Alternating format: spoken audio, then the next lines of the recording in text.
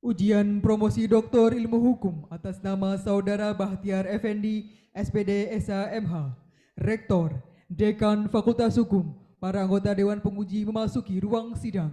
Hadirin dimohon berdiri.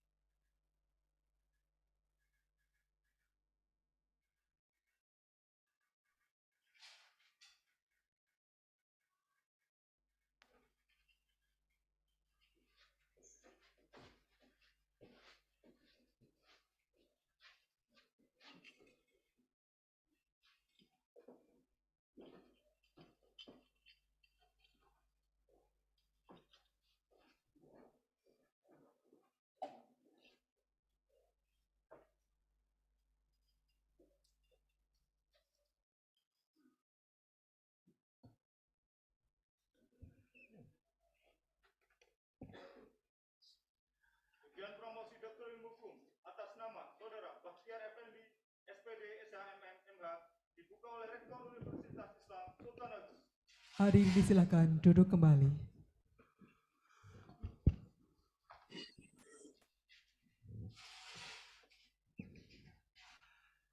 Bismillahirrahmanirrahim.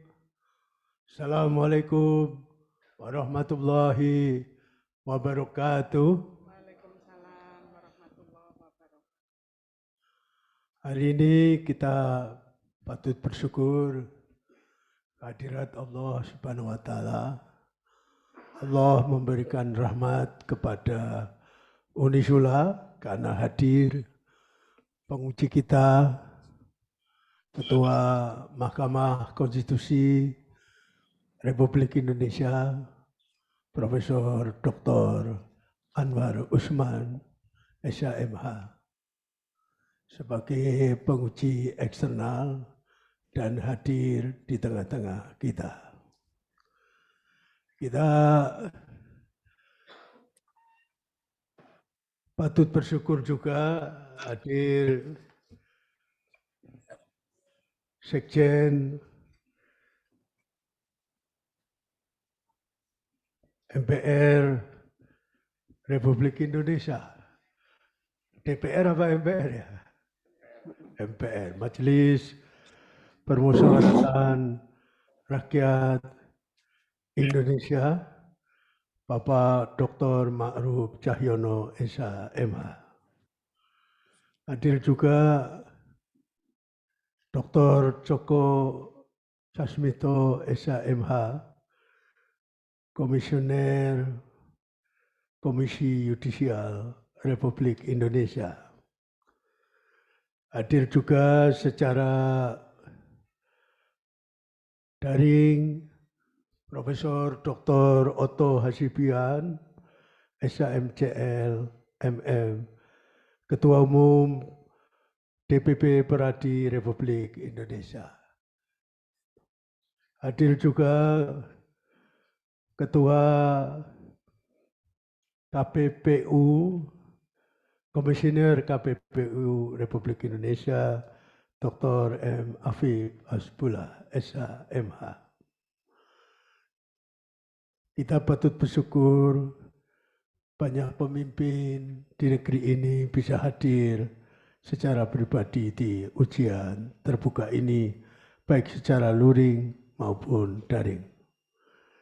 Yang saya hormati seluruh Dewan Penguji dan Ketua Bidang Pendidikan Yayasan Badan Wakaf Sultan Agung, Bapak Dr. Andes Haji Cuk Subhan Sulhan yang bisa hadir. Yang saya hormati Saudara Prof. Fedus, Saudara Bahtiar Effendi SHMH,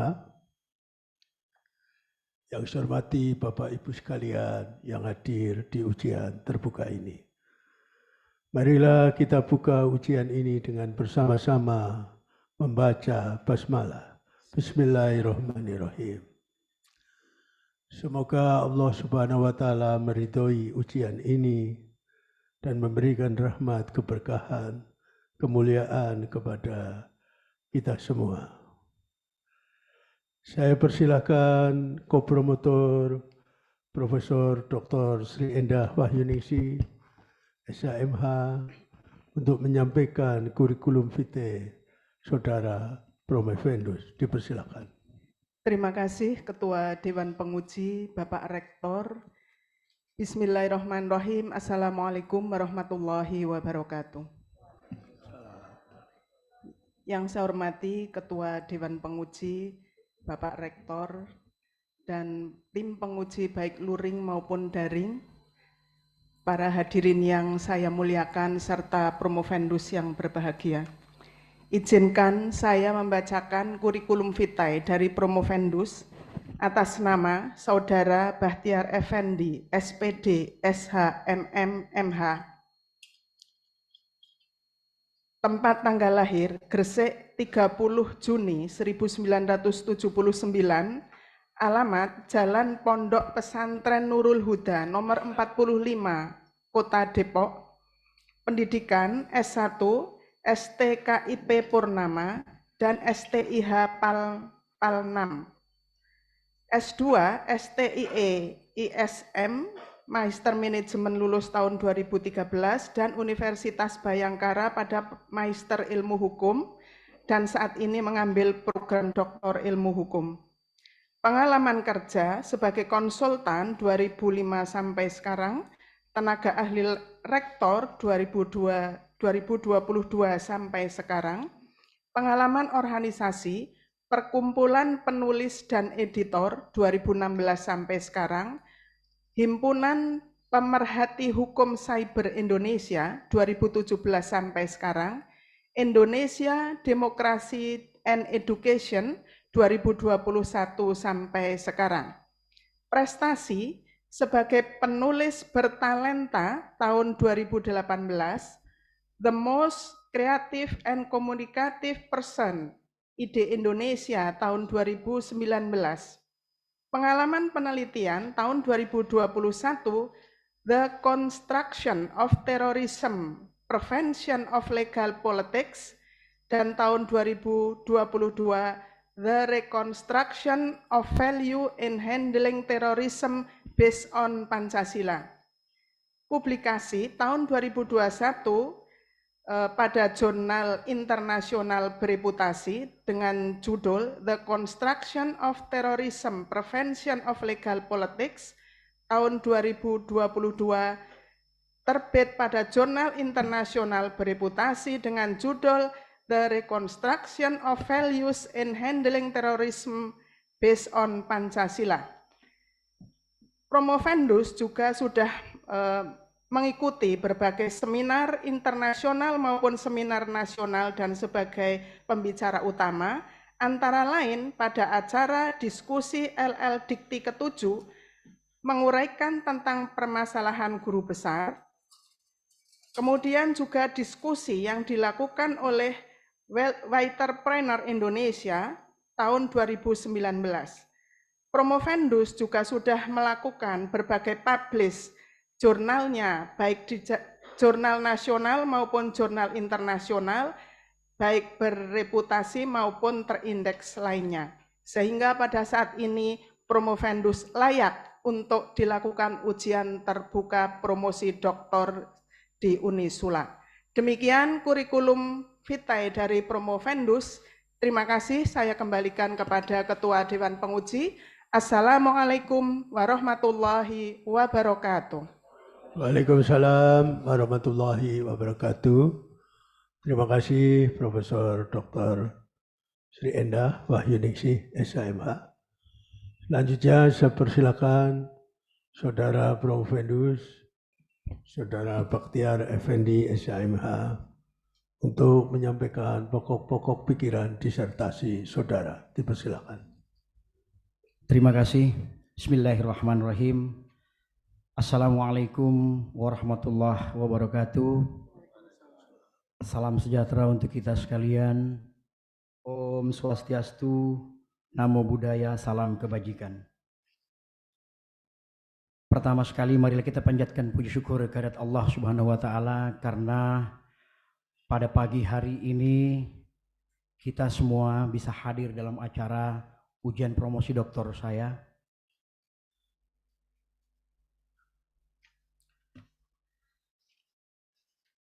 Tentu pada pagi hari ini hanya karena rahmatnya lah kita bisa berkumpul dan bisa menyaksikan atau mengikuti ujian terbuka ini.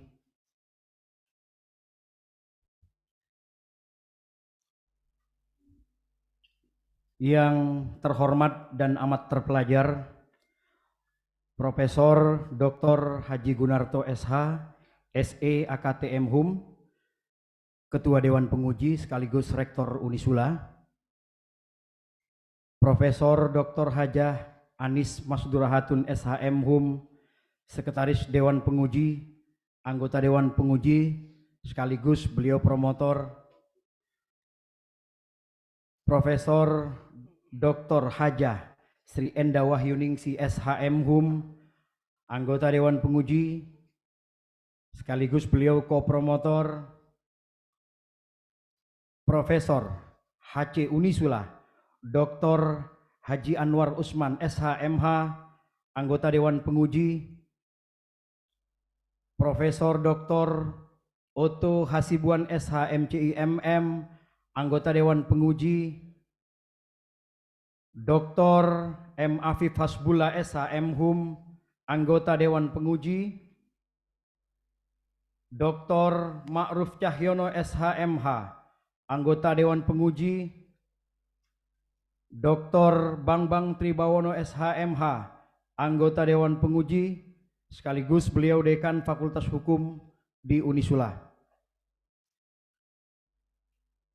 Perkenankanlah saya menyampaikan pokok-pokok pikiran disertasi saya yang berjudul Rekonstruksi Regulasi Pencegahan Terorisme di Era Digitalisasi yang berorientasi pada keadilan Pancasila. Overview pendahuluan, ada kerangka dan metode, hasil dan kesimpulan saran.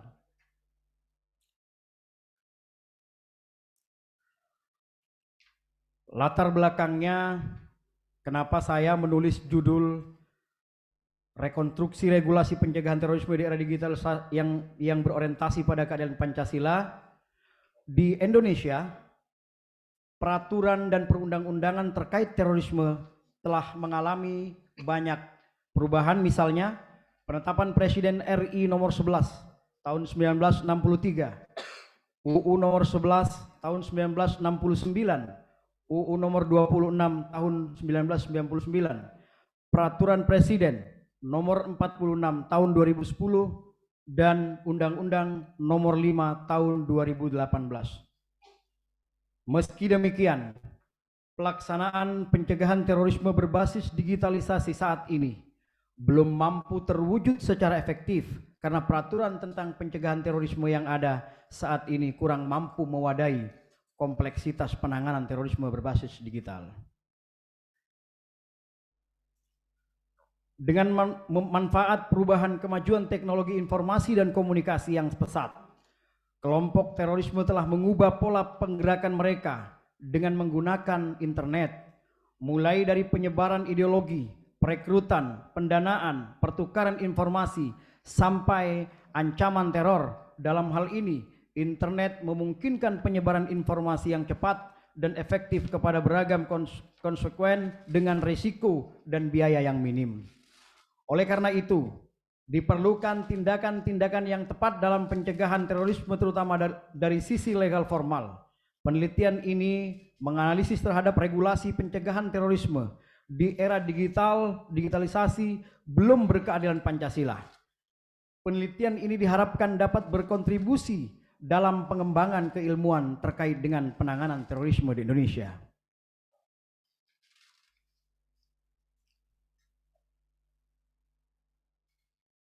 Adapun rumusan masalah,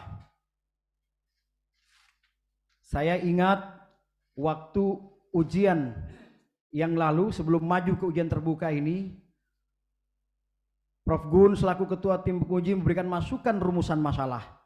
Ada beberapa perbaikan dan kami sudah perbaiki. Yang pertama, mengapa regulasi pencegahan terorisme di era digitalisasi belum berkeadilan Pancasila? Yang kedua, bagaimana kelemahan-kelemahan pelaksanaan regulasi pencegahan terorisme di era digitalisasi saat ini? Tiga, bagaimanakah rekonstruksi regulasi pencegahan terorisme di era digitalisasi yang berorientasi keadilan Pancasila?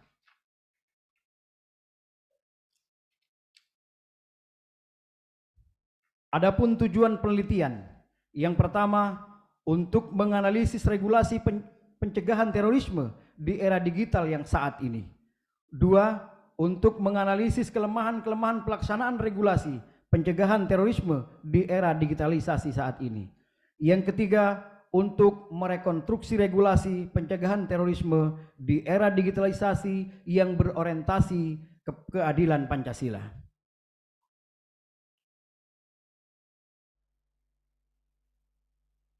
Adapun kerangka teoritik, grand teori keadilan Pancasila dalam teori sistem hukum.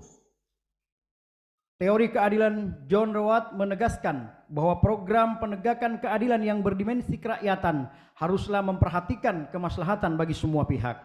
Teori hukum berjenjang, hierarki norma hukum terbagi menjadi: 1. Norma fundamental negara, aturan dasar negara, undang-undang formal, dan peraturan pelaksanaan dalam peraturan otonom.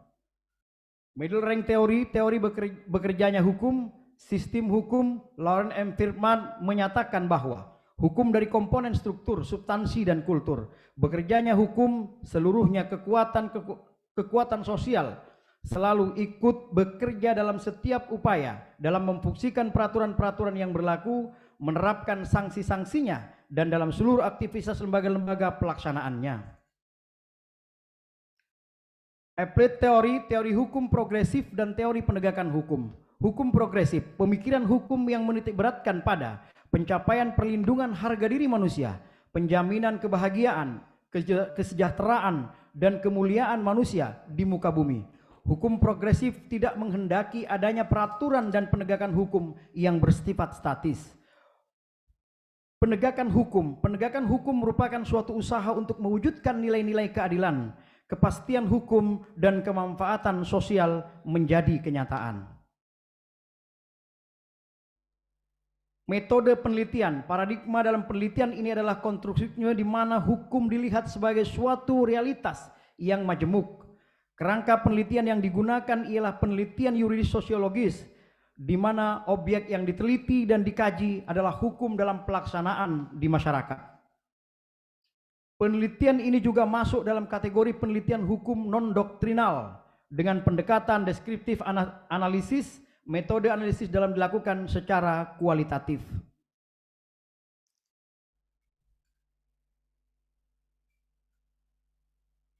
Adapun hasil dari penelitian kami, kebijakan terkait kurangnya memadai kasus terorisme akhir-akhir ini sebagai besar masih menggunakan metode vandalisme berupa bom bunuh diri di tengah yang merupakan objek vital dalam kehidupan masyarakat, sehingga metode digitalisasi dalam pencegahan tindak pidana terorisme juga belum efektif dilakukan. Selain itu, pelaksanaan pencegahan terorisme berbasis digitalisasi saat ini belum mampu terwujud secara efektif. Hal ini ditujukan dengan masih meningkatnya rekrutmen anggota terorisme, pembiayaan terorisme, serta penyebaran teror melalui media digital saat ini. Pada perkembangannya, tidak diatur pencegahan terkait pencegahan terorisme dalam politik hukum pemberantasan tindak pidana terorisme akan mengakibatkan gerakan terorisme semakin meningkat.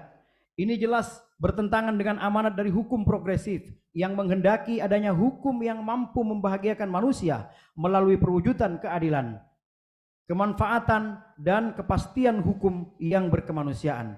Jika nilai-nilai keadilan, kemanfaatan, dan kepastian hukum yang berkemanusiaan tidak terwujud, maka ini juga bertentangan dengan prinsip keadilan Pancasila.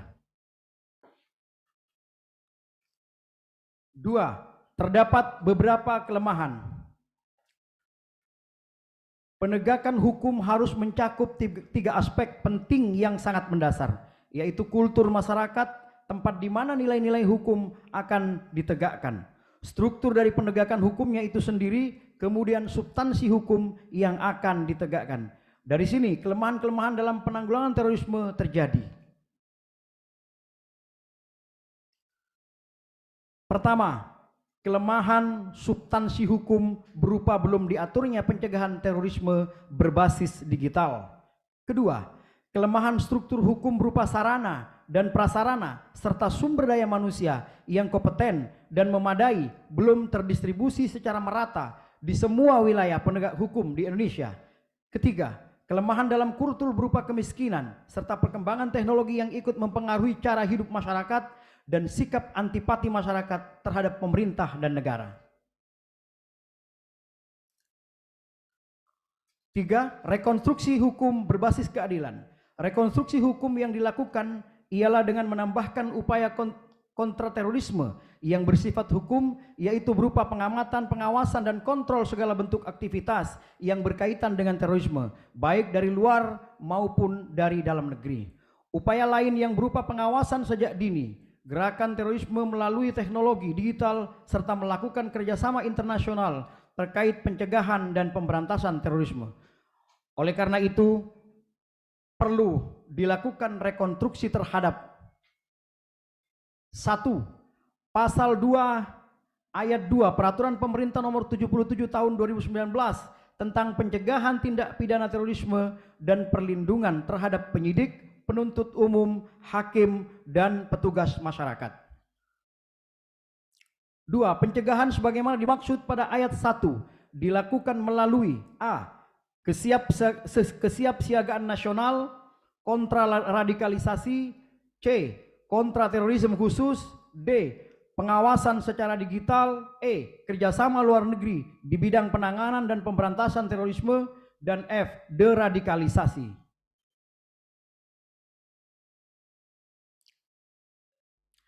Pasal 3 ayat 3 Peraturan Pemerintah Nomor 77 Tahun 2019 dalam mengorganisasikan pelaksanaan kesiapsiagaan nasional sebagaimana dimaksud dalam ayat 2, BNPT melakukan a. rapat koordinasi, b. pertukaran data dan informasi, c. pemantauan dan pengawasan secara digital, dan d. monitoring dan evaluasi. Pasal 5 ayat 1 Peraturan Pemerintah Nomor 77 Tahun 2019 pemberdayaan masyarakat sebagaimana dimaksud dalam pasal 4 huruf A dilakukan dengan cara a. mendorong kelompok dan organisasi masyarakat untuk berperan aktif dalam pencegahan tindak pidana terorisme sesuai dengan ketentuan peraturan perundang-undangan, b. meningkatkan kapasitas kelembagaan kelompok dan organisasi masyarakat untuk dapat terlibat secara aktif dalam pencegahan tindak pidana terorisme. C. Menyampaikan dan menerima informasi tentang pencegahan tindak pidana terorisme kepada dan dari masyarakat. D. Memberikan edukasi mengenai bahaya dan dampak tindak pidana terorisme melalui pendidikan formal, non-formal, dan informal. E. Pengawasan dan pemantauan secara digital terhadap gerakan radikalisme di dunia maya. F. Pemberdayaan masyarakat lainnya sesuai dengan ketentuan peraturan perundang-undangan. Adapun kesimpulan dan saran, agar pelaksanaan pencegahan terorisme berbasis digitalisasi saat ini belum mampu terwujud secara efektif, keterlibatan komunitas masyarakat, terutama lingkungan lembaga pendidikan, keluarga, dan lingkungan masyarakat dalam mencegah terorisme menjadi sangat penting. Karena itu, dibutuhkan keterlibatan seluruh komponen masyarakat dalam memerangi terorisme demi berlangsungnya kehidupan bangsa dan negara tercinta yang damai, adil, sejahtera. Salah satu kelemahan dalam menangani terorisme di era digital adalah kelemahan substansi hukum karena belum diaturnya pencegahan teroris berbasis digital saat ini.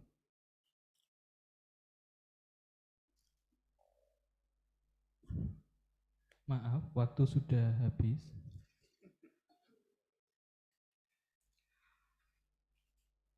Oleh karena itu, apapun dari hasil penelitian yang kami lakukan, tentu kami merasa kurang sempurna. Oleh karena itu kami butuh masukan saran dari ketua tim penguji bahkan anggota semua penguji agar menjadi kesempurnaan buat disertasi saya ini. Terima kasih. Wabillahi taufik walhidayah. Wassalamualaikum warahmatullahi wabarakatuh. Waalaikumsalam warahmatullahi wabarakatuh. Terima kasih Saudara Baktiar Effendi, SHMH, telah menyampaikan pokok-pokok pikiran disertasi dengan sangat baik. Sekarang tiba saatnya tanya jawab dengan seluruh Dewan Penguji, dimulai dari penguji eksternal, masing-masing diberi waktu selama 10 menit. Yang pertama, Ketua Mahkamah Konstitusi Republik Indonesia, juga dosen Fakultas Hukum Unisula, Profesor Dr. Anwar Usman, SHMH, waktunya 10 menit, dipersilakan.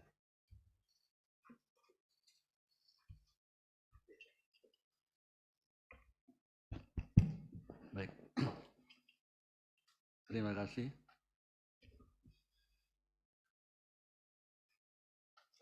Membaca dan menyimak tulisan Promovendus ini luar biasa.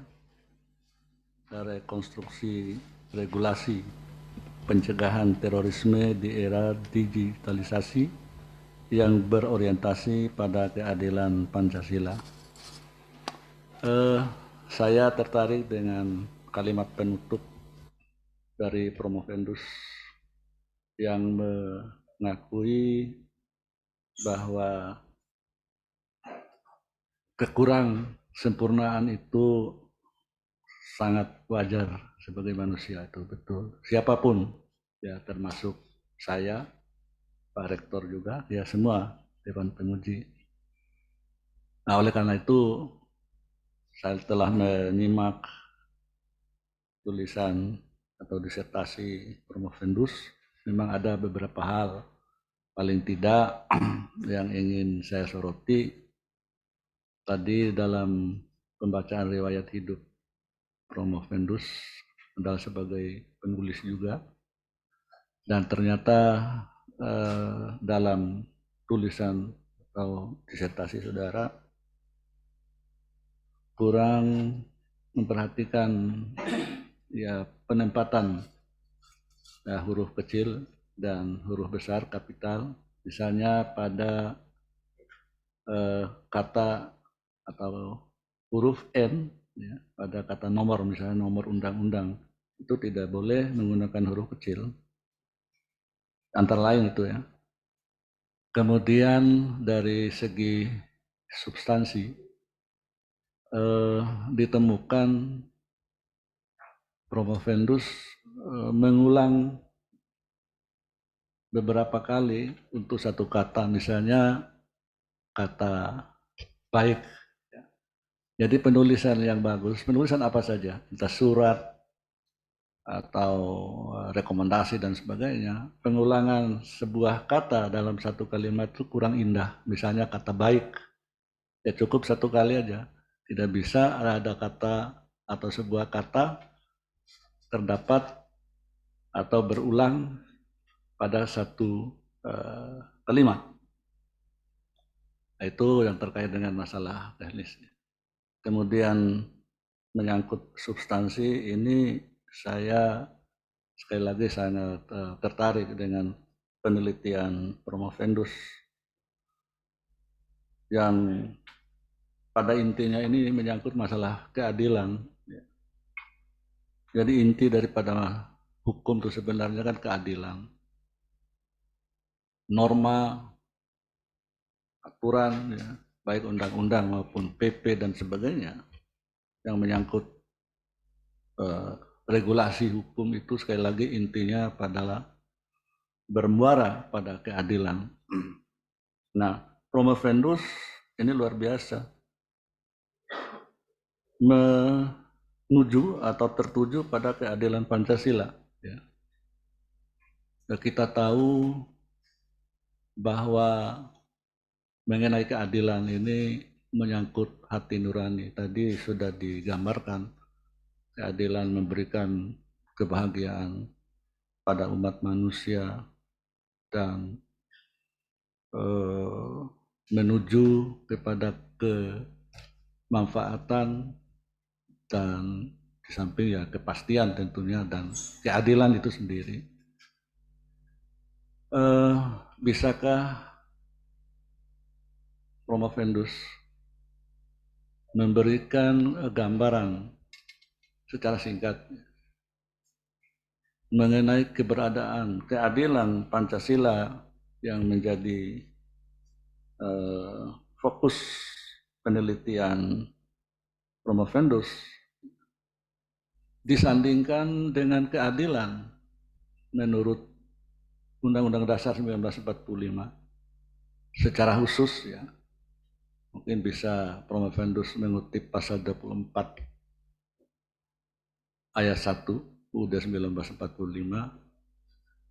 bahwa di sana mengamanatkan ya khususnya menyangkut penegakan hukum oleh lembaga peradilan bahwa kekuasaan kehakiman adalah kekuasaan yang merdeka untuk menyelenggarakan peradilan guna menegakkan hukum dan keadilan. Nah, di sana sudah terpisah. Itu pasal ini lahir setelah diadakan amandemen UUD 1945 yang sebelumnya pasal 24 tidak menemukan atau tidak kita temukan ada kata keadilan. Kemudian dari kitab suci semua agama dan sering saya sampaikan pada berbagai kesempatan. Kalau dalam Islam surat An-Nisa ayat 58 ya, sudah jelas mengatakan wa iza hakamtum bainan nas antahkumu bil adli. Apabila kamu mengadili sesama manusia, maka hukumlah dengan adil. Jadi tidak dikatakan hukumlah sesuai dengan hukum. Nah, sama kalau kita sandingkan dengan pasal 24 ayat 1 UUD 1940 tadi, UUD 1945 yang saya bacakan tadi, untuk menegakkan hukum dan keadilan. Agama lain pun begitu. Misalnya dalam perjanjian lama ya, Imamat 19 juga mengamanatkan bagaimana penegakan hukum dan keadilan itu harus mendapat perhatian dari bukan hanya penegak hukum saja, dari semua umat manusia. Agama Hindu juga begitu. Dalam kitab Bhagavad Gita Sloka 4 juga demikian. Nah, oleh karena itu saya ingin mendengar bagaimana pendapat Promovendus, walaupun di sini sudah menjelaskan mengenai keadilan Pancasila. Nah, kalau kita ingat seorang tokoh dunia yang bernama Mahatma Gandhi, beliau mengatakan bahwa keadilan hanya bisa lahir dari hati yang suci, jiwa yang bersih. Silakan, Promovendus, secara singkat saja.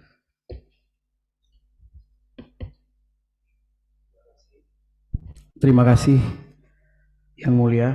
Izinkan Promovendus menanggapi dan menyampaikan jawaban atas pertanyaan Dewan Penguji.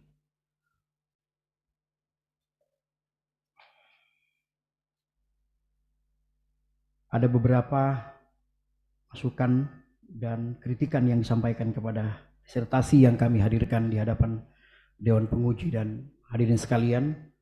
Ada catatan yang pertama substansi, ditemukan beberapa kali kalimat yang berulang dan itu disampaikan kurang indah, kira-kira seperti itu.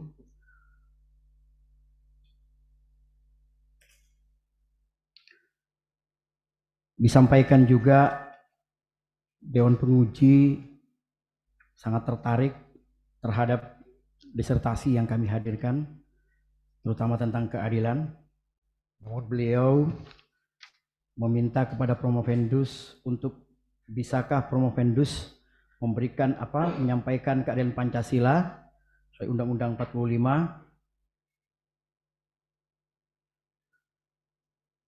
Ada beberapa hal mungkin yang bisa kami sampaikan. Yang pertama, bersikap adil terhadap semua masyarakat di tempat bermain,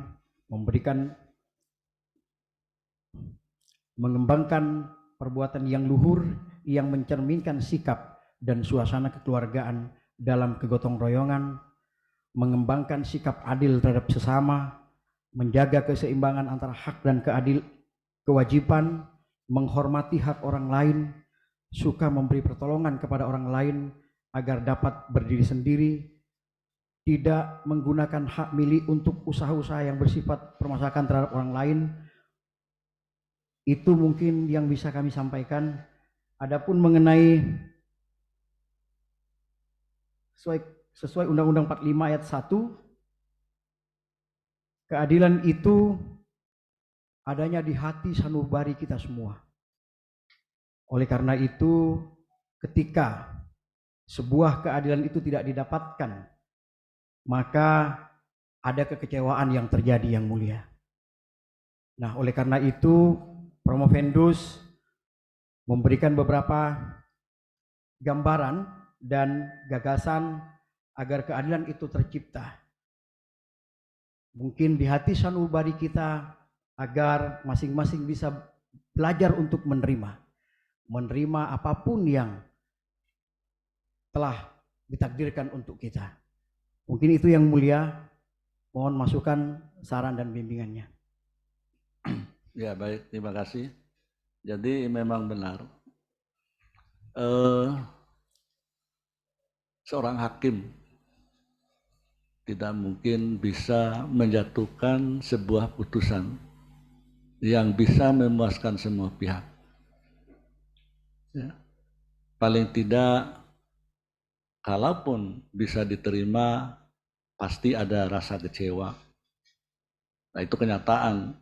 Dan itu akan sulit kita menemukan bahwa seorang hakim dalam menjatuhkan putusan yang menurut sang hakim itu putusan yang sangat adil, tetapi sekali lagi memang agak sulit. Nah, ada memang yang dicontohkan oleh, ya kita sering dengar apa yang dilakukan oleh Ali bin Abi Thalib ketika menerima atau mendengar sebuah putusan yang tidak memihak pada Ali bin Abi Thalib. Begitu keluar ruang sidang, beliau mendekati lawannya dan mengatakan, saya kalah, tidak mampu membuktikan di ruang sidang. Oleh karena itu saya menyerahkan barang ini, pedang perang itu, kepada yang sebenarnya bukan pemiliknya. Tapi itulah hukum. Sekali lagi memang sulit, betul. Kemudian terkait dengan terorisme, ya. Apakah peneliti sempat melakukan penelitian sebab-sebab terjadinya terorisme itu sendiri? Silakan jawab singkat. Terima kasih yang mulia. Dari hasil penelitian terjadinya penyebab terorisme, diantaranya yang paling domain itu adalah kemiskinan yang mulia. Ya. Kemiskinan di negara kita ini sangat membuat pelaku terorisme dengan mudah terbujuk, terayu, dan terbaiat untuk melakukan, contohnya seperti bom bunuh diri. Terima kasih yang mulia. Ya, baik. Karena bel sudah berbunyi, sebenarnya masih ada satu lagi, tapi sudah cukup dari jawaban yang diberikan oleh Promovendus, sudah bisa memuaskan saya. Terima kasih Pak Ketua. Terima kasih. Terima kasih Profesor Dr. Anwar Usman, SHMH, Ketua Komisi Yudisial Republik Indonesia. Selanjutnya Profesor Dr. Otto Hasibuan, SHMCL MM, Ketua Umum DPP Pradi, dipersilahkan. Terima kasih Bapak Ketua Sidang yang saya hormati dan semua Ibu Bapak sekalian menjadi tim penguji pada kesempatan hari ini. Kepada Promovendus, pertama saya ucapkan selamat ya atas prestasi yang sudah dilakukan pada hari ini. Terutama Anda harus berbangga hati karena ujian doktor ini yang saudara hadapi sekarang dihadiri oleh beberapa tokoh, khususnya tokoh yang sangat kita hormati, hadir Ketua Mahkamah Konstitusi Profesor Anwar Usman yang bersedia menjadi penguji Anda dalam ujian doktor ini.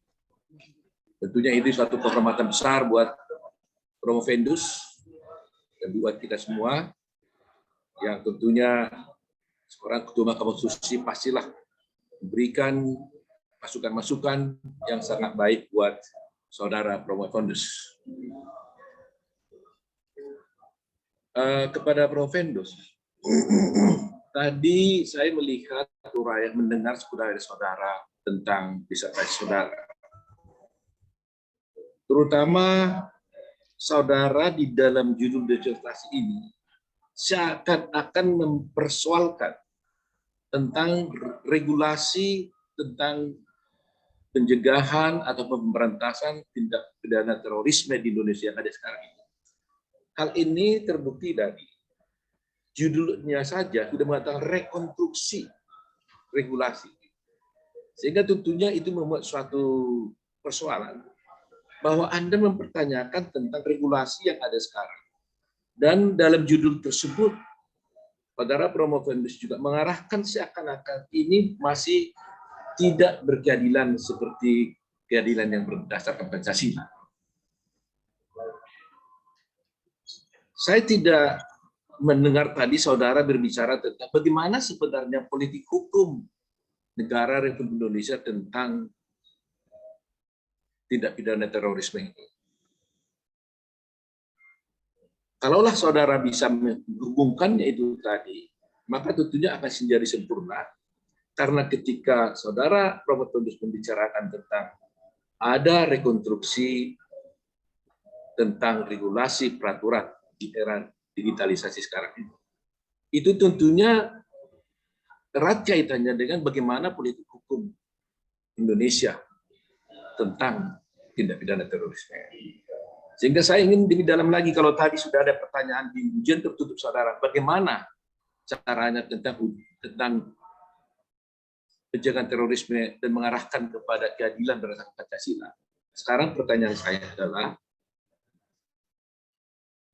apa rupanya yang terjadi dalam regulasi perundang-undangan kita sekarang ini, yang terjadi, sehingga saudara harus rekonstruksi ulang dan saudara arahkan kepada adanya keadilan yang bersifat Pancasila.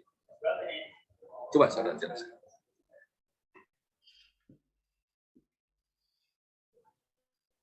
Silahkan dijawab, Promovendus.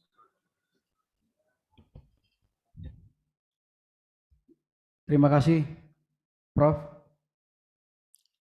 Atas yang pertama, tentu kami secara pribadi dan keluarga mengucapkan syukur alhamdulillah karena beliau Ketua Mahkamah Konstitusi berkenan rawuh di acara ujian promosi doktor saya. Ini suatu kebanggaan, suatu kebahagiaan, suatu anugerah yang mungkin belum bisa didapatkan oleh orang lain, tapi Allah menghendaki itu dan beliau hadir di hadapan saya. Luar biasa, terima kasih. Adapun dari pertanyaan tadi kami catat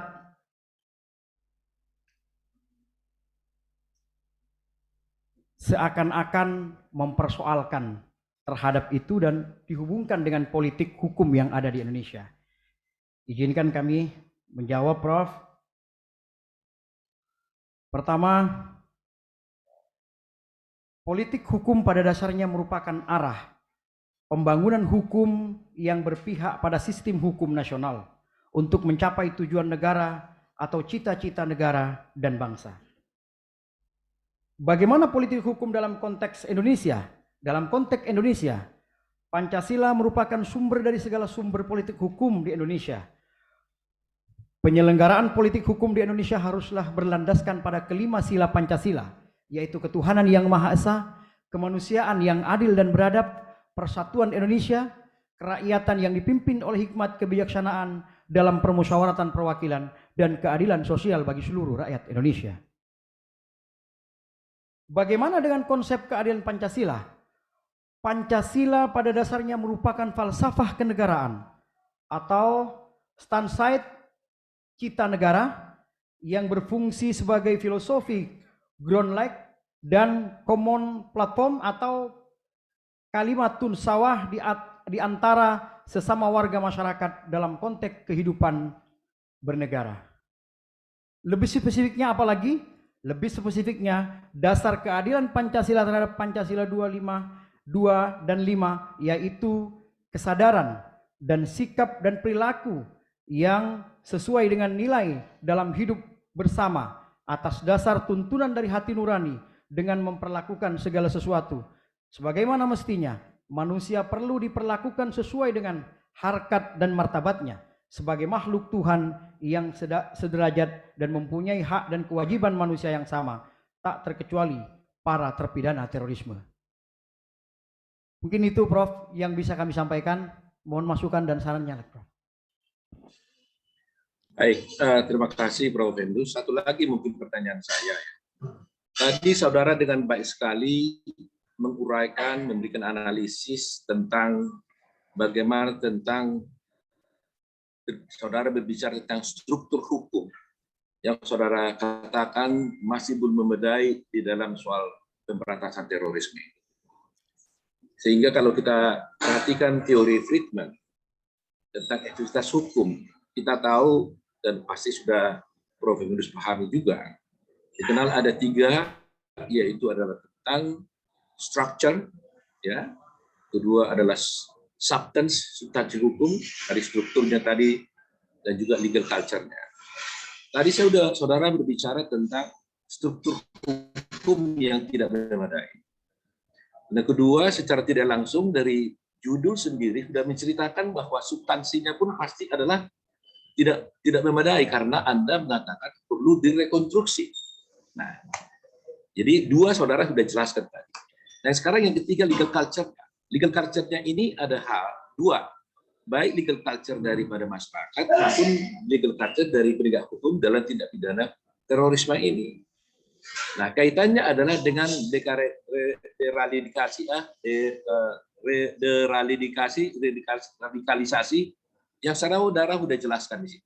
Nah, saudara setelah melakukan penelitian ini, bagaimana aktivitas daripada peraturan ini dan culture daripada masyarakat ketika hukum ini terhadap deradikalisasi? Coba saudara mohon dijelaskan. Terima kasih, Prof. Tadi sudah kami sampaikan di dalam paparan kami ada beberapa yang perlu direkonstruksi. Ada tiga hal tadi yang kami sampaikan. Namun dalam hal ini Prof menyoroti tentang deradikalisasi yang saat ini terjadi dengan adanya digitalisasi, Prof. Perekrutan anggota terorisme dengan mudah dan murah, sehingga dengan mudahnya kelompok-kelompok terorisme melakukan aksinya tanpa adanya peraturan atau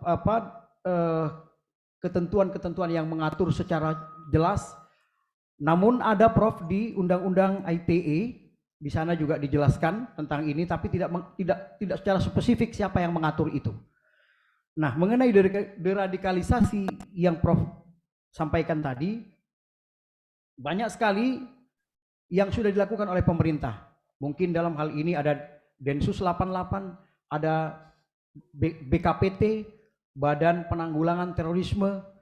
Dan kami pernah juga berdiskusi ke sana, apa sih kelemahan-kelemahan dalam penanganan ini. Tadi sudah saya sampaikan di depan bahwa ekonomi adalah sumber dari segala sumber terjadinya terorisme. Mungkin itu, Prof. Baik.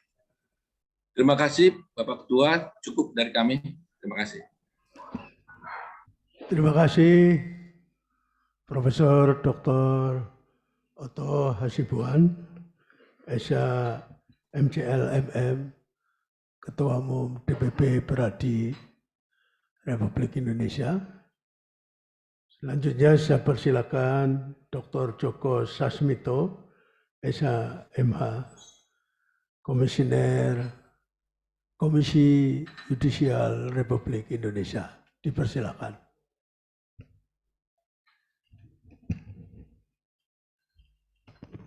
Terima kasih Ketua Sidang. Yang terhormat Saudara Promopendus ya, Bapak Bakhtiar Effendi. Saya sudah membaca disertasi saudara yang berjudul Rekonstruksi Regulasi Pencegahan Terorisme di Era Digitalisasi yang Berorientasi pada Keadilan Pancasila. Kalau melihat judul yang saudara tulis ada 3 hal penting ya. Yang pertama kaitannya dengan rekonstruksi hukum, rekonstruksi regulasi, yang kedua di era digitalisasi, kemudian yang ketiga berorientasi pada keadilan Pancasila ya. Nah tadi penanya sebelumnya juga sudah banyak yang menyoroti kaitannya dengan masalah rekonstruksi dan digitalisasi ya. Saya membaca disertasi saudara di halaman 65 dan 66 ya. Saudara menguraikan tentang era digitalisasi dalam hubungannya dengan pencegahan ya tindak pidana terorisme. Nah mungkin pada kesempatan ini saya ingin mendapat penjelasan dari saudara ya. Bagaimana sih pandangan saudara ya terhadap kasus-kasus terorisme ya yang sekarang ini marak terjadi ya baik di negara kita Indonesia maupun di luar negeri ya.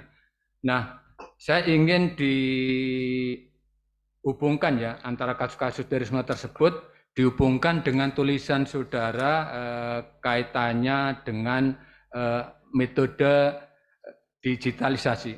Bisa diberikan penjelasan ya, silakan.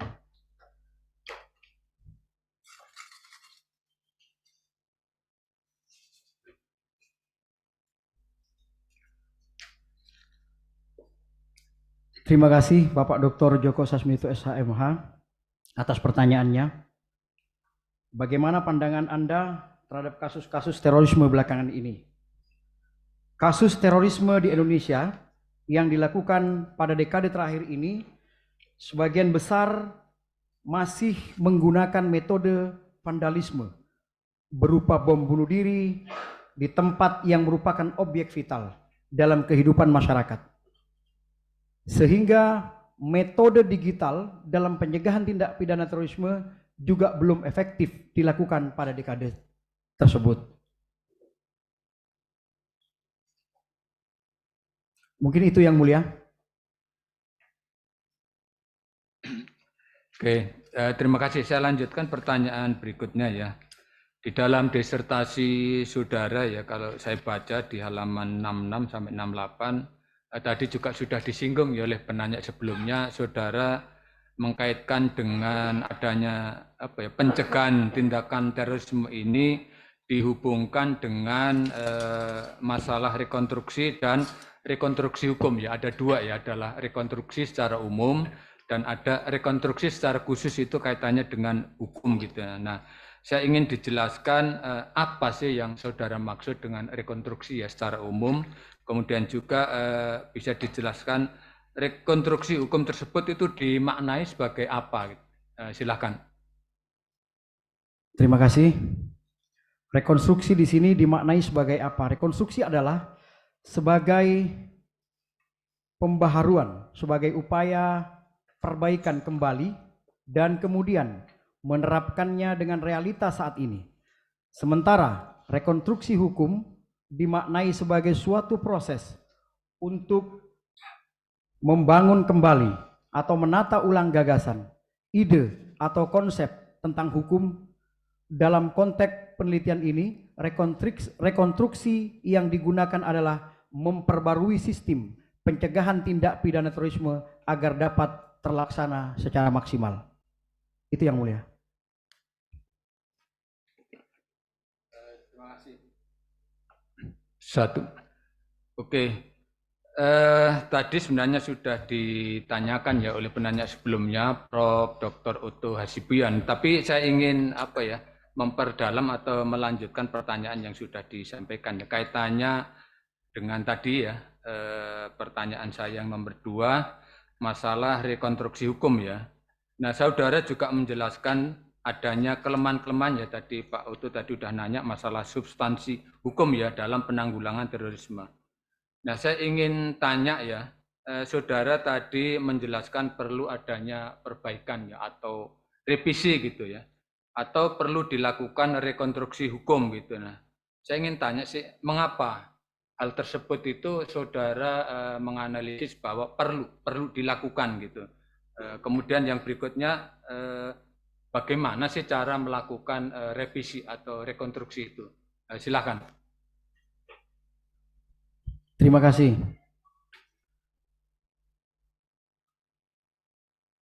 Peraturan terbaru yaitu pasal 2 ayat 2, pasal 3 ayat 3, pasal 5 ayat 1, Peraturan Pemerintah Nomor 7 tahun 2019 tentang pencegahan tindak pidana terorisme dan perlindungan terhadap penyidik, penuntut umum, hakim, dan petugas masyarakat. Pada titik ini, beberapa poin perlu direvisi atau ditambahkan untuk mengakomodir upaya pencegahan dan penanggulangan terorisme. Rekonstruksi hukum yang dilakukan ialah dengan menambahkan upaya kontra terorisme yang bersifat khusus, yaitu berupa pengamatan, pengawasan, dan kontrol segala bentuk aktivitas yang berkaitan dengan terorisme, baik dari luar maupun dari dalam negeri. Kemudian, menambahkan upaya berupa pengawasan sejak dini gerakan terorisme melalui teknologi digital serta melakukan kerjasama internasional terkait pencegahan dan pemberantasan terorisme. Adapun tolak ukur kelemahan ini terjadi dari sisi substansi hukum, penegakan hukum, infrastruktur pendukung, masyarakat, dan kebudayaan. Kelima, kelemahan di atas saling berkaitan dengan eratnya karena menjadi hal pokok dalam penegakan hukum, serta sebagai tolak ukur dari efektivitas penegakan hukum dari 5 kelemahan penegakan hukum tersebut. Kelemahan penegakan hukum sendiri merupakan titik sentralnya. Hal ini disebabkan oleh baik undang-undangnya disusun oleh penegak hukum, penerapannya pun dilaksanakan oleh penegak hukum, dan penegakan hukumnya sendiri juga merupakan panutan oleh masyarakat luas. Izin yang mulia, itu yang mulia. Terima kasih. Pertanyaan terakhir ya. Tadi para penanya sebelumnya sudah mempertanyakan kaitannya dengan pencegahan tindak pidana terorisme ini kan secara struktur, substan, budaya hukum itu kan artinya perangkat-perangkat itu sudah dilakukan ya dalam rangka penanggulangan tindak pidana terorisme. Pertanyaan saya ya, apakah masih diperlukan ya peran dari masyarakat atau organisasi kemasyarakatan lah dalam rangka kaitannya dengan pencegahan tindak pidana terorisme? Silakan, bagaimana pendapat saudara? Terima kasih yang mulia. Tentu sangat dibutuhkan peran masyarakat dan organisasi lain agar pelaksanaan pencegahan terorisme berbasis digitalisasi saat ini belum mampu mewujudkan secara efektif. Keterlibatan komunitas masyarakat, terutama lingkungan lembaga pendidikan, keluarga, dan lingkungan masyarakat dalam pencegahan terorisme menjadi sangat penting. Karena itulah dibutuhkan keterlibatan seluruh komponen masyarakat dalam memerangi terorisme demi keberlangsungan kehidupan bangsa, negara tercinta yang damai, adil, dan sejahtera. Terima kasih Yang Mulia. Cukup Pak Pimpinan Sidang, terima kasih. Terima kasih Dr. Joko Sasmito, SHMH, Komisioner Komisi Yudisial Republik Indonesia.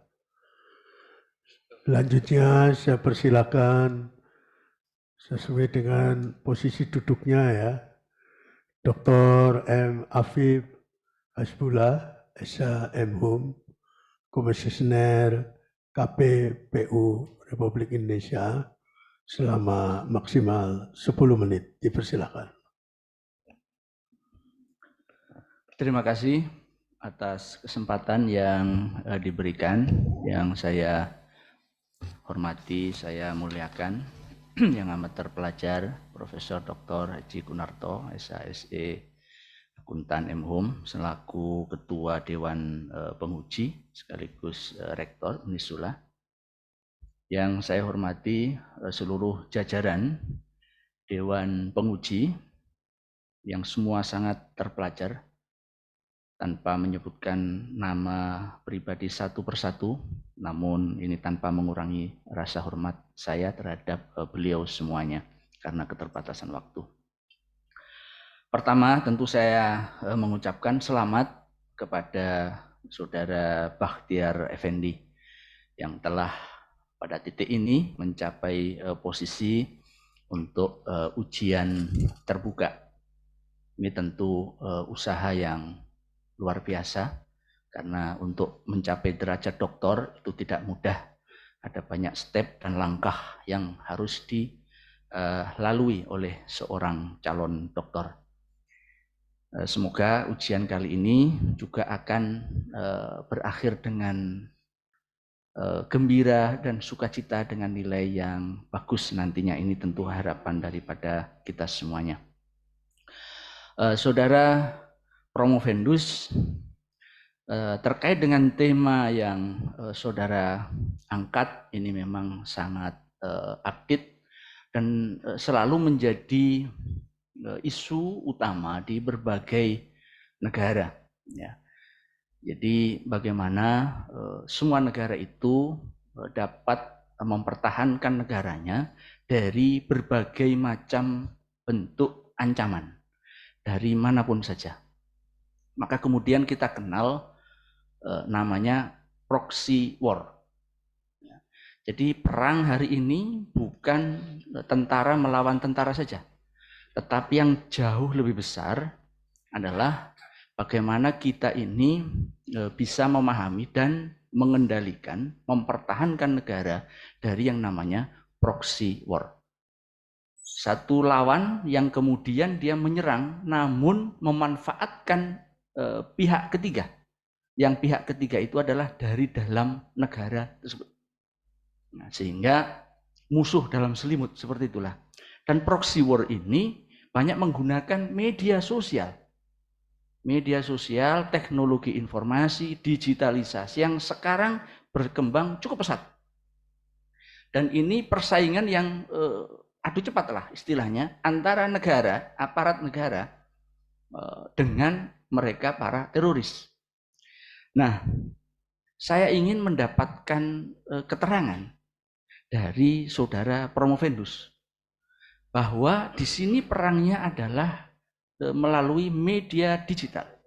Satu, media digital punya dampak positif. Yang kedua, bisa dimanfaatkan untuk berbagai hal yang negatif. Nah, di dalam strategi untuk kontra teroris, ya, seperti yang saudara nyatakan di dalam disertasi saudara, kira-kira peran apa yang bisa dilakukan melalui media sosial itu juga, ya, di dalam rangka untuk membangun perlawanan terhadap terorisme ini. Dipersilakan. Terima kasih Dr. M. Afif Hasbullah SHMHum atas pertanyaannya. Izinkanlah Promovendus menjawab. Media sosial juga berpengaruh besar dalam persebaran jaringan terorisme, meski di sisi lain ia juga bisa menjadi sarana edukasi positif oleh karena itu perlu adanya tindakan deradikalisme dan deekstremisme melalui sarana media digital dan internet.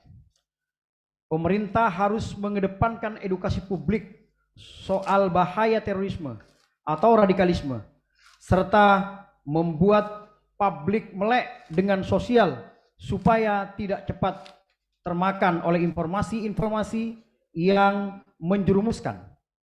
Soal menyebarnya konten radikal, penyebaran konten radikal itu tidak sembarangan dalam menyasar target untuk mengikuti pahamnya. Terima kasih. Selanjutnya, di dalam rangka untuk pencegahan atau perlawanan negara terhadap terorisme, itu negara tentu melakukan sebuah policy ataupun politik hukum. Tadi sudah disampaikan sebelumnya juga di dalam diskusi sebelumnya. Nah, namun demikian juga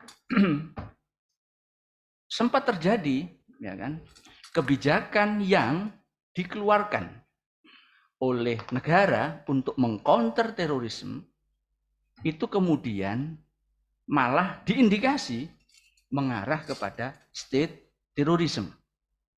Bagaimana pengetahuan saudara terkait dengan state terrorism dan bagaimana agar supaya upaya untuk pencegahan terorisme tidak kemudian quote and quote itu menjadi satu titik balik, ya, bahwa kemudian itu justru menjadi aksi dalam tanda petik terorisme oleh negara. Dipersilakan. Terima kasih.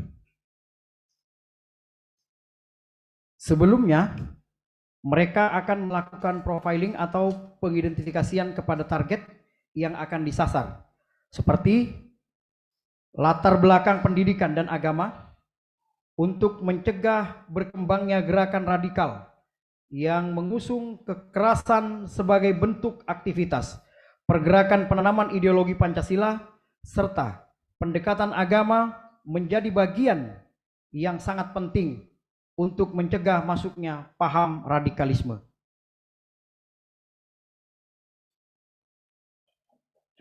Cukup? Ya, cukup. Terima kasih Pak Ketua Penguji.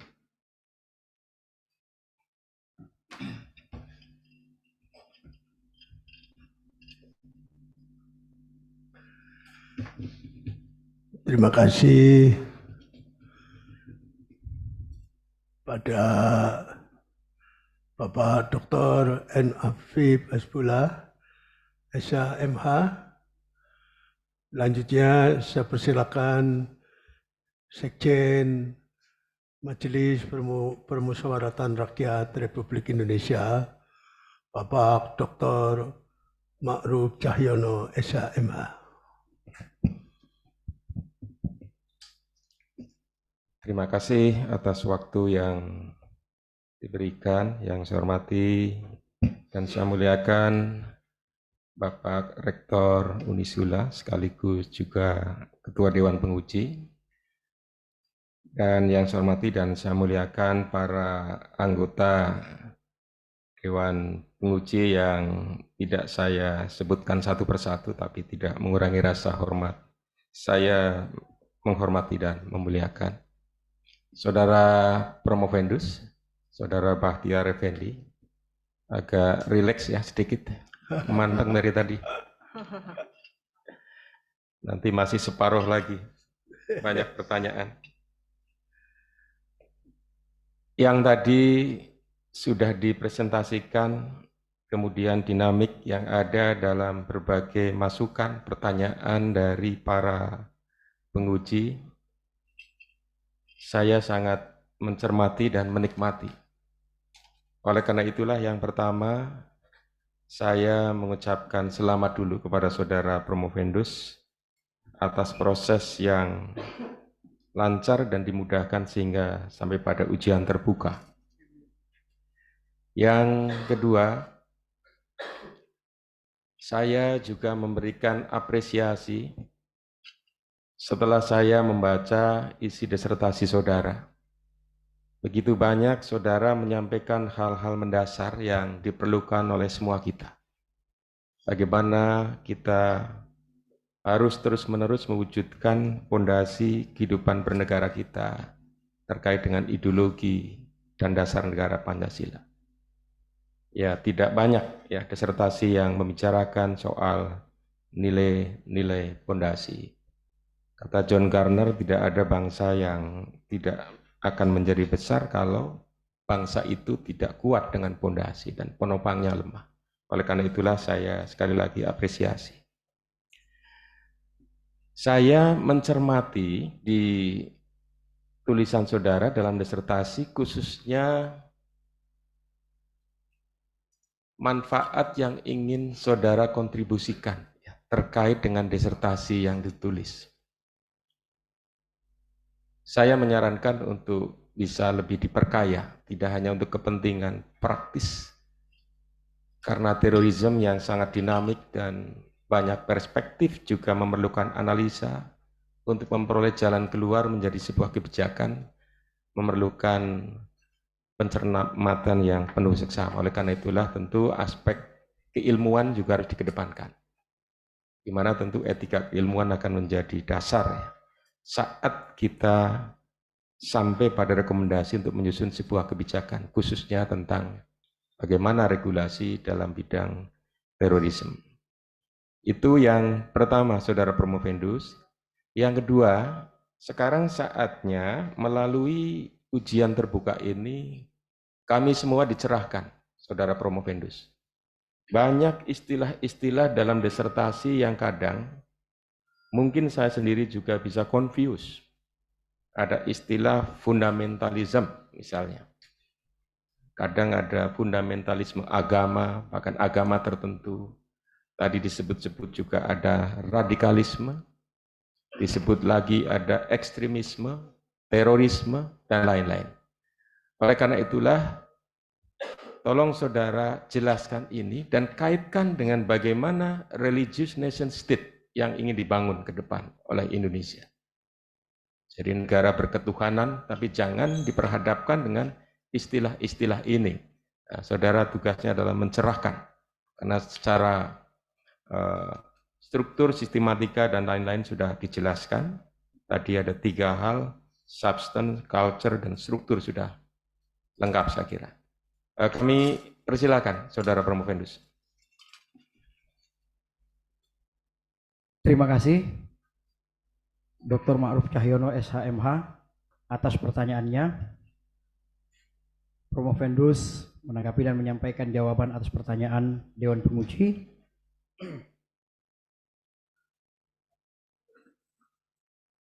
Apa manfaat dari disertasi yang Saudara Promovendus hadirkan atau lakukan penelitian?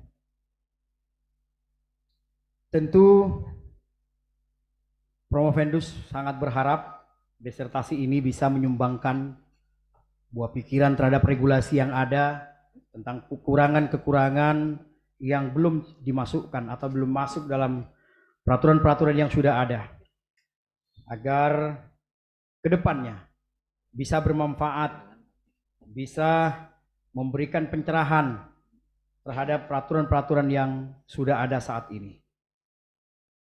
Adapun istilah-istilah kunci disebutkan dalam banyak bagian, namun kurang mendapatkan penjelasan. Misalnya, cyber teroris dalam konteks disertasi ini perlu untuk memberikan penjabaran lebih lanjut. Secara umum, cyber teroris dapat didefinisikan penggunaan internet untuk melakukan tindakan kekerasan yang mengakibatkan atau mengancam hilangnya nyawa atau cedera tubuh yang signifikan untuk mencapai keuntungan politik atau ideologi melalui ancaman atau intimidasi.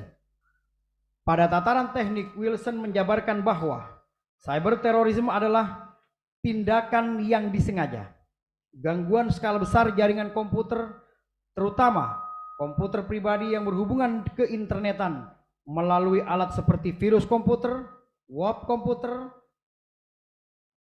phishing perangkat lunak berbahaya, metode perangkat keras, pemrograman, semuanya dapat menjadi bentuk terorisme internet.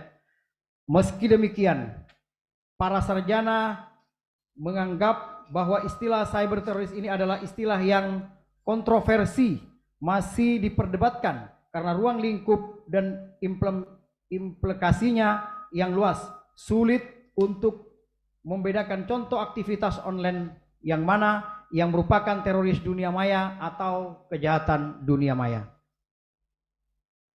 Terima kasih. Ya, Saudara Promovendus, tadi pertanyaan saya terkait dengan fundamentalisme dan radikalisme. Jelaskan saja sedikit tentang itu supaya kita semua tercerahkan. Fundamentalisme dan radikalisme yang kadang dikaitkan dengan terorisme.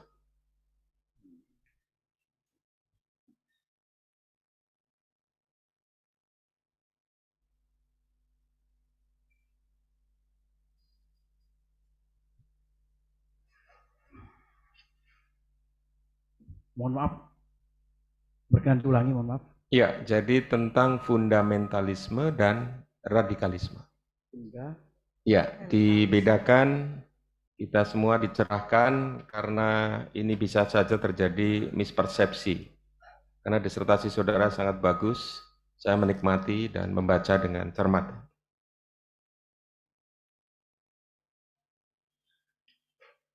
Jauh sebelum opini dunia tentang teroris Islam muncul ke permukaan, kita pernah mendengar sebutan fundamentalisme Islam. Dalam bahasa Arab, fundamentalisme atau al-suliyah berarti mendasar atau berdisiplin dalam menjalankan kewajiban agama.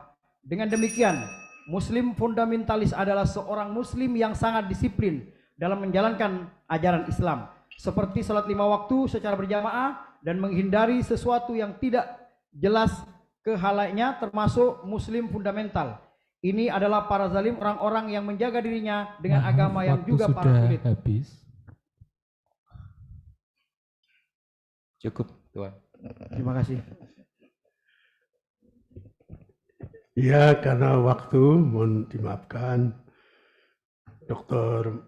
Mahruf Cahyono, SMA, Sekjen MPR Republik Indonesia.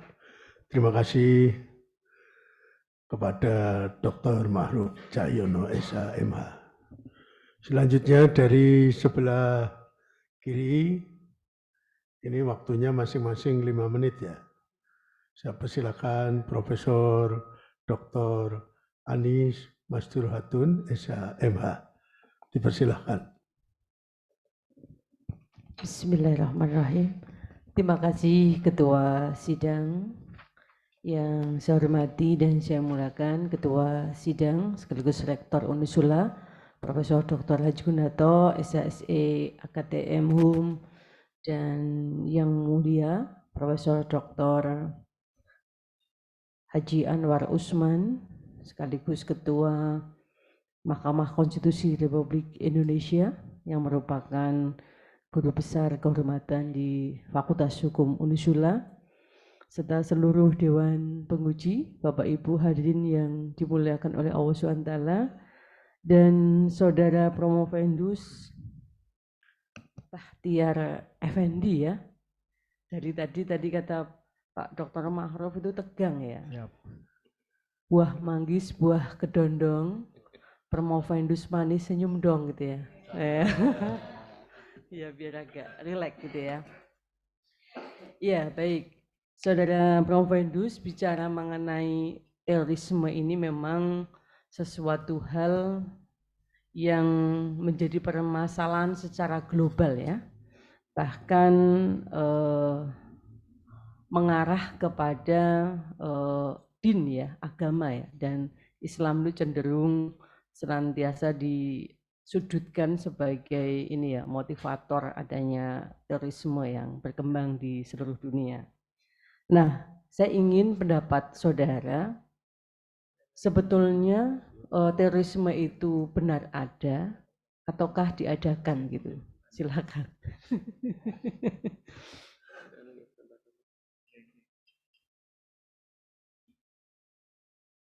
Terima kasih Prof atas pertanyaannya.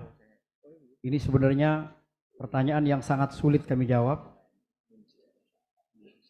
Tentu kalau kita bicara terorisme ada atau tiada, yang mau kami sampaikan ada korbannya ada.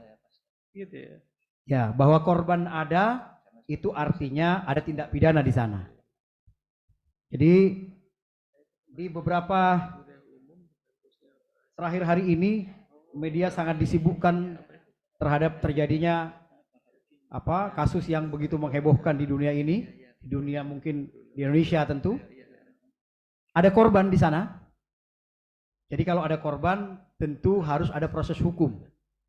Nah, kalau bicara ada atau tiada, antara mau menjawab duluan mana ayam dengan telur, kira-kira seperti itu, Prof. Tapi tentu saya Promovendus akan berusaha untuk menjawab, walaupun sebenarnya tadi saya sampaikan berat, Prof. Terorisme ada, Prof. Korbannya ada, pelakunya ada, sudah ditangkap, bahkan sudah banyak ratusan yang sudah dibawa ke pengadilan dan divonis, sudah mendapatkan inkrah, putusan yang inkrah gitu kira-kira. Itu Prof kira-kira, Prof. Terima kasih. Ya, baik. Ini berarti selanjutnya ya, karena ada begitu ya. Nah, mendasari terorisme ada dan saudara juga di dalam disertasi ini cukup tebal mengupas ya beberapa perkara-perkara ya terorisme yang ada di Indonesia khususnya. Kira-kira menurut simpulan ya dari penelitian saudara, faktor apa yang menyebabkan terjadinya terorisme itu sendiri? Silakan. Terima kasih, Prof. Tadi di awal juga ada pertanyaan yang hampir sama, tapi kami juga menjawab bahwa terjadinya terorisme itu karena adanya faktor kemiskinan yang sangat besar di negara kita. Pendidikan juga menunjang, karena pendidikan itu sendiri tentu dengan berbagai upaya yang sudah dilakukan oleh mereka dalam arti terorisme, mempengaruhi, segitu kuatnya mempengaruhi. Bahkan mohon maaf ada anekdot, begitu mereka melakukan bom bunuh diri sudah ada 7 bidadari yang siap di surga menantinya. Gitu ya? Iya, seperti itu.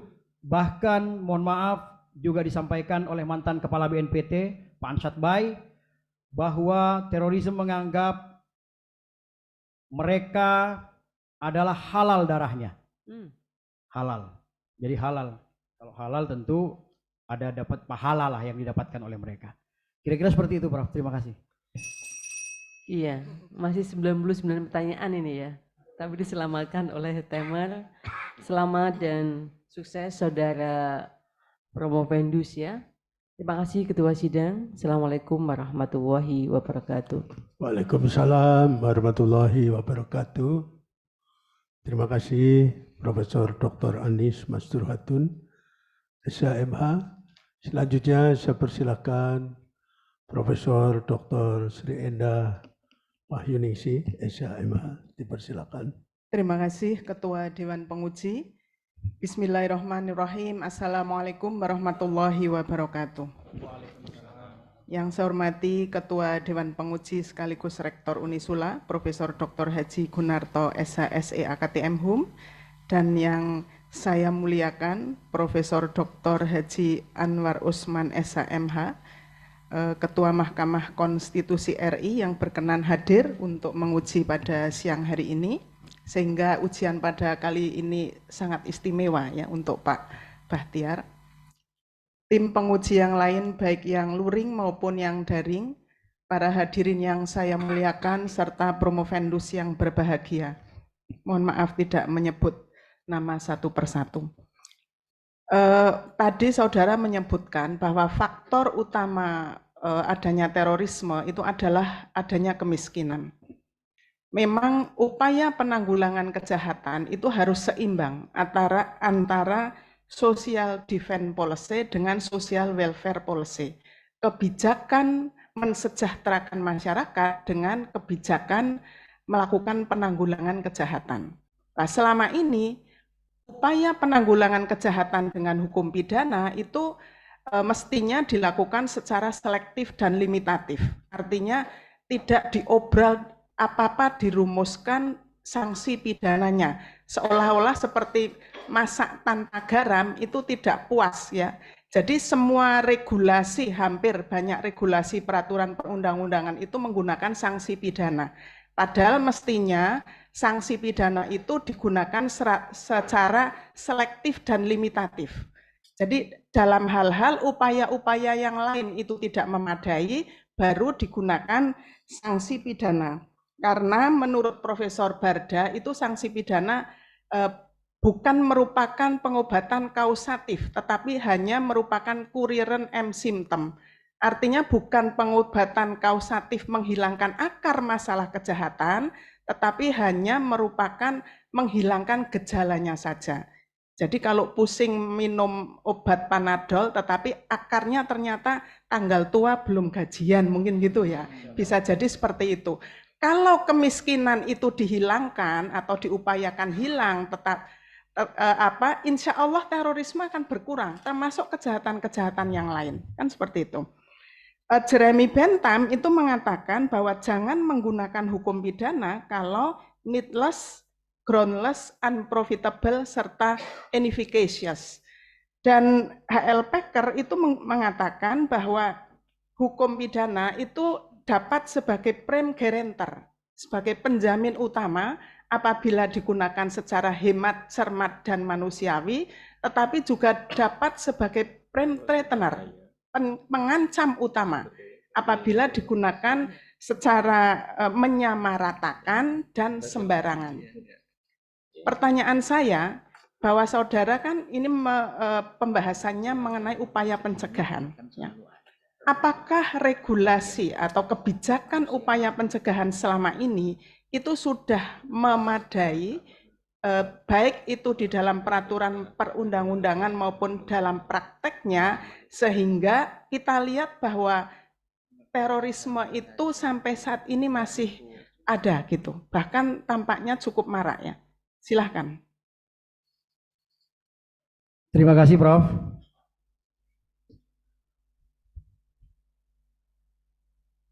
Prof. Hendus menanggapi dan menyampaikan jawaban atas pertanyaan Dewan Penguji. Beberapa faktor utama tadi disampaikan adanya kemiskinan antara sosial yang lain. Terus disampaikan juga penjamin utama secara musyawarah. Tentu dalam hal ini Promovendus akan menyampaikan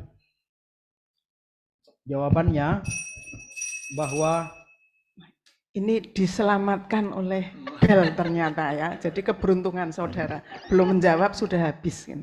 Ya, terima kasih. Saya kembalikan kepada Ketua Dewan Penguji. Assalamualaikum warahmatullahi wabarakatuh. Waalaikumsalam warahmatullahi wabarakatuh. Wal asri innal insana lafi khusrin. Demi waktu kita menghormatinya. Terima kasih Profesor Dr. Sri Endah Wahyuningsi, SHMH. Selanjutnya saya persilakan Dekan Fakultas Hukum Unisula, Dr. Bambang Tribawono, SHMH. Dipersilakan. Baik, terima kasih Ketua Dewan Penguji. Assalamualaikum warahmatullahi wabarakatuh. Waalaikumsalam. Yang amat sangat terhormat, amat sangat terpelajar, Profesor Dr. Haji Gunarto, SASE, AKTM HUM, selaku Ketua Dewan Penguji dan sekaligus selaku Rektor Universitas Islam Sultan Agung, begitu pula dengan Profesor Dr. Haja Anis Masduratun, SHM HUM, Profesor Dr. Haja Sri Endah Wahyuningsi, SHM HUM, Profesor Dr. Ota Hasibuan, SHM CLMM, Profesor Dr. Haji Anwar Usman, dan yang terhormat terpelajar Dr. Ma'ruf Cahyono, Dr. Joko Sasmito, dan Dr. M. Afif Hasbullah, Jadi sebetulnya ini yang kita banggakan ini, Dr. Bahtiar Effendi ini, saya sudah sangat paham betul ya, bagaimana pola pemikirannya ya. Jadi sudah sering ngobrol, sebetulnya saya mau tanya itu apa yang saya tanyakan ya, karena sudah jelas apa yang disampaikan oleh Promovendus itu terkait dengan ini, upaya untuk menggeser pola pikir masyarakat itu dalam konteks berbangsa dan bernegara. Jadi kalau dulu terorisme itu lewat satu grup-grup kecil ya, dari mulut ke mulut, ternyata dengan adanya teknologi, nah, propaganda itu dilakukan ya melalui penyebaran konten kan begitu, yang mampu untuk merubah pola pikir seseorang. Ya, ini yang disampaikan oleh Promovendus kan begitu ya. Oke. Jadi sebetulnya sudah jelas itu, dan itu memang terjadi sekarang ya, Promovendus ya. Jadi apa konten-konten yang ada di berbagai media sosial itu sekarang kita sulit menemukan mana yang menjadi kebenaran dan mana yang menjadi kebohongan. Ya, karena kebohongan yang terus menerus disiarkan itu lama-lama menjadi kebenaran. Saya mencoba mengambil asas ini terkait dengan apa yang disampaikan Promovendus dan sebagai pertanyaan saya, ya solus populis suprema lex extro. Jadi hukum tertinggi ya itu adalah keselamatan rakyat. Jadi keselamatan rakyat ini merupakan hukum tertinggi. Sejauh mana menurut Promovendus ya bahwa rekonstruksi regulasi itu terkait dengan terorisme ya di era digitalisasi itu menjadi penting dan itu harus dilakukan supaya rakyat kita itu selamat. Itu sejauh mana itu menurut Promovendus harus dilakukan? Ya. Terima kasih Dr. Bambang Tribawono SHMH atas pertanyaannya. Izinkan Promovendus menanggapi dan menyampaikan jawaban atas pertanyaan Dewan Penguji. Bahwa dasarnya globalisasi merupakan era yang ditandai dengan kemajuan teknologi informasi.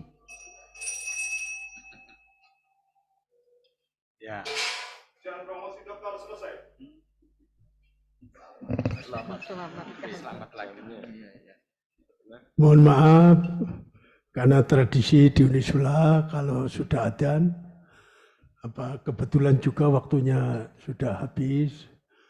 Ujian saya skorsing selama 3 menit, memberi kesempatan Saudara Promovendus dan para hadirin untuk istirahat, dan memberi kesempatan pada seluruh Dewan Penguji memberikan penilaian.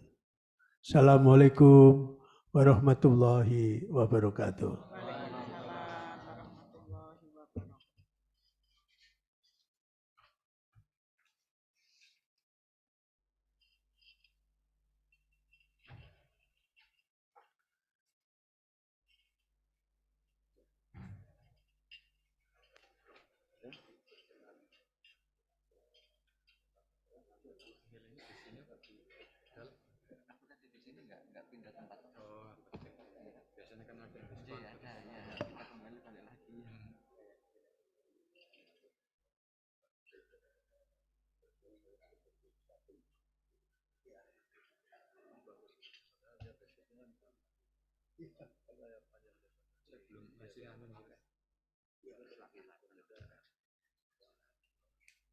Hasil akhirnya aja.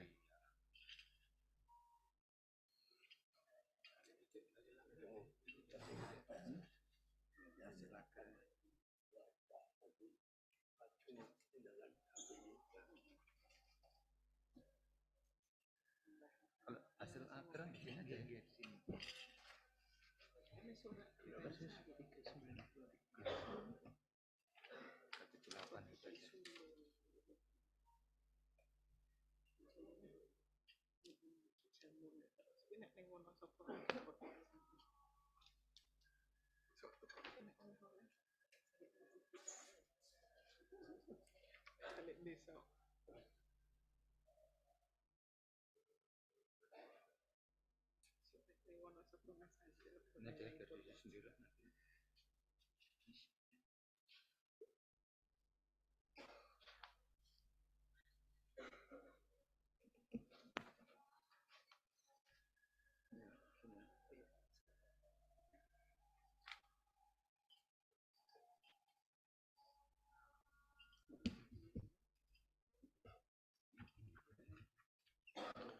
Ujian terbuka.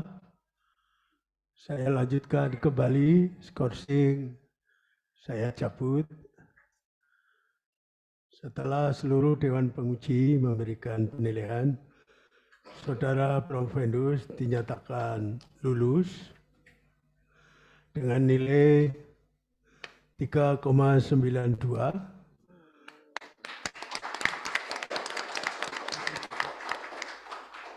Predikatnya summa cum laude.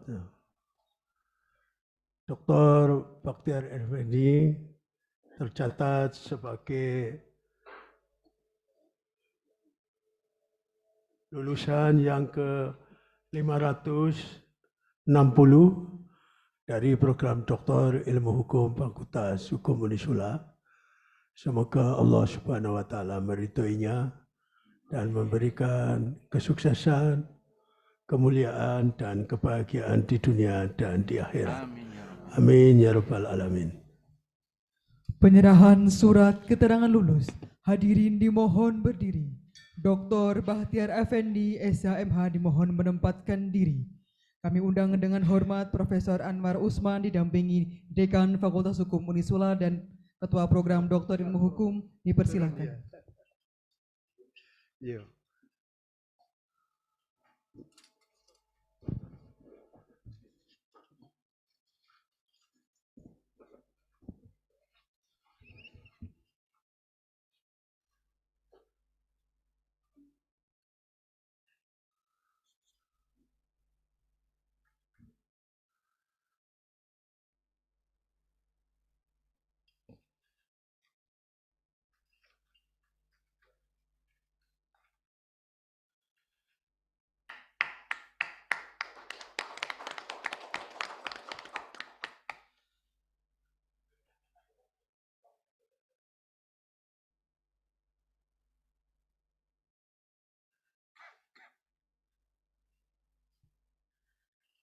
Profesor Anwar Usman, Dekan Fakultas Hukum, serta Ketua Program Doktor Ilmu Hukum, serta Dr. Bakhtiar Effendi kembali ke tempat semula. Hadirin disilakan duduk kembali.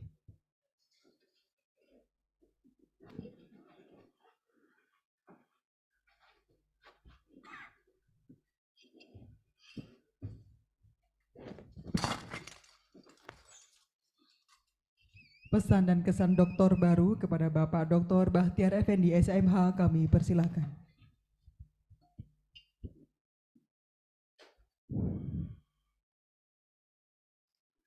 Terima kasih. Bismillahirrahmanirrahim. Assalamualaikum warahmatullahi wabarakatuh. Salam sejahtera untuk kita sekalian. Om Swastiastu, Namo Buddhaya, salam kebajikan.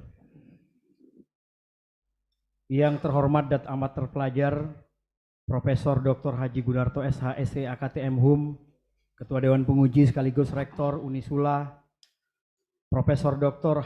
Hajah Anis Masdurhatun SHM HUM, Sekretaris Dewan Penguji, Anggota Dewan Penguji dan Promotor, Profesor Dr. Hajah Sri Enda Wahyuningsi SHM HUM, Anggota Dewan Penguji, selaku Kopromotor, Profesor Haji Unisula Dr. Haji Anwar Usman SHMH, Anggota Dewan Penguji, Profesor Dr. Oto Hasibuan SHMCL MM, Anggota Dewan Penguji, Dr. M. Afif Hasbullah SHM HUM, Anggota Dewan Penguji, Dr. Ma'ruf Cahyono SHMH, Anggota Dewan Penguji, Dr. Joko Sasmito SHMH, Anggota Dewan Penguji, Dr. Bambang Tribawono SHMH, Anggota Dewan Penguji sekaligus Dekan Fakultas Hukum Unisula.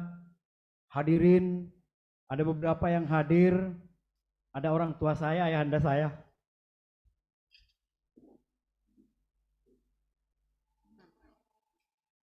Terima kasih atas kehadirannya.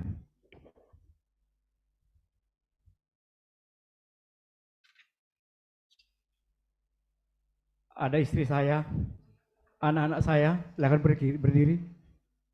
Ryan, terima kasih. Ada kakak kandung saya yang hadir juga. Kakak silakan berdiri, Kak. Keluarga besar kami dari Pulau Wayan hadir, ada kakak ipar saya, ada adik sepupu saya yang hadir pada hari ini. Saya ucapkan terima kasih sudah memberikan support moral kepada saya. Dan ada beberapa sahabat, orang tua saya, ada Pak Ketua KPN Semarang. Terima kasih Bapak, ada Bapak Direktur Yeskiel, Direktur Agen Perubahan Kantor Pajak Jakarta Pusat, Jakarta. Ada juga beberapa, ada Bang Nalom makasih supportnya.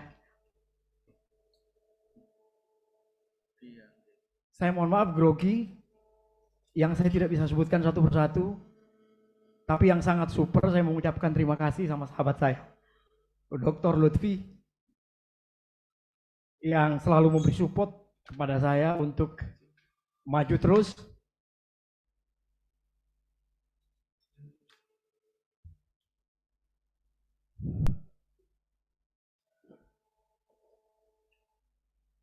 Pada kesempatan siang hari ini, saya sangat bersyukur karena dihadiri oleh beberapa tokoh-tokoh nasional dan beliau kesibukannya luar biasa.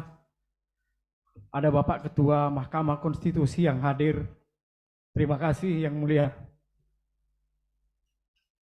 Ada Bapak Joko. Terima kasih Pak Joko.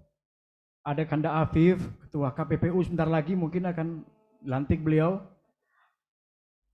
Ada orang yang super sibuk, yang selalu memikirkan bangsa dan negara ini, Bapak Dr. Ma'ruf Cahyono. Terima kasih Bapak atas kehadirannya. Dan yang paling membanggakan saya, yang selalu memberikan support moral kepada saya, ada Pak Rektor, beliau orang tua, yang selalu mendorong saya untuk maju.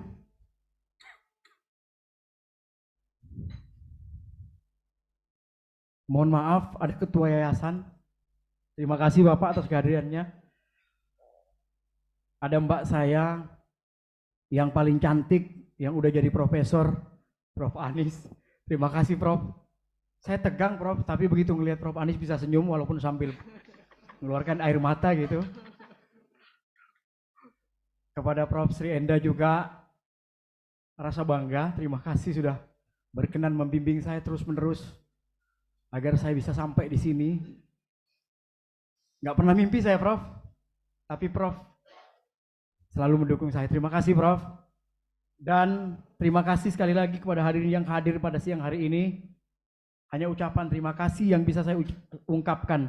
Rasa syukur saya bisa sampai pada hari ini.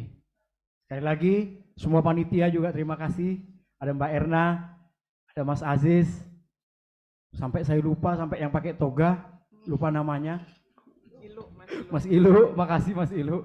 Padahal Mas Ilu juga sering ngikutin saya Prof. Sekali lagi itu yang bisa saya sampaikan, rasa syukur saya, ucapan terima kasih yang tak terhingga. Wabillahi taufik wal hidayah. Wassalamualaikum warahmatullahi wabarakatuh. Ujian promosi doktor ditutup oleh Rektor Unisula. Sebelum saya tutup ujian terbuka ini, saya mengucapkan selamat pada Dr. Bakhtiar Effendi yang hari ini mendapatkan rahmat dan keberkahan Allah sehingga saudara bisa lulus di program S3 ini menjadi doktor dengan predikat yang sangat jarang, summa cum laude. La in syakartum la azidanakum.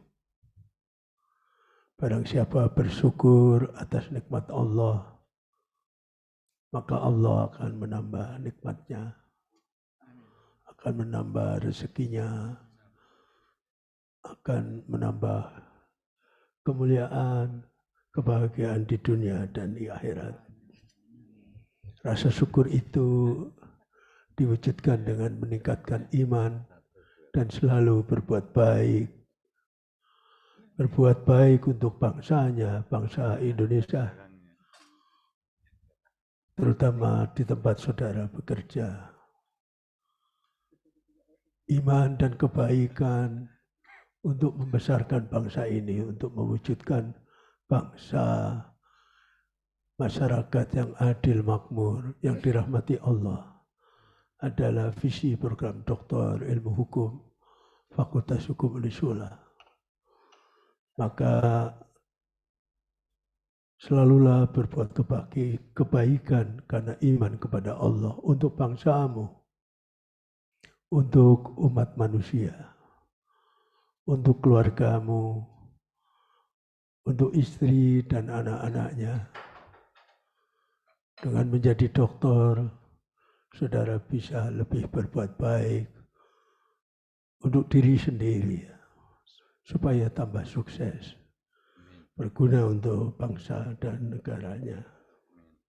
Wala in kafartum inna adzabi lasyadid. Barang siapa tidak bersyukur, sesungguhnya azab Allah amat pedih.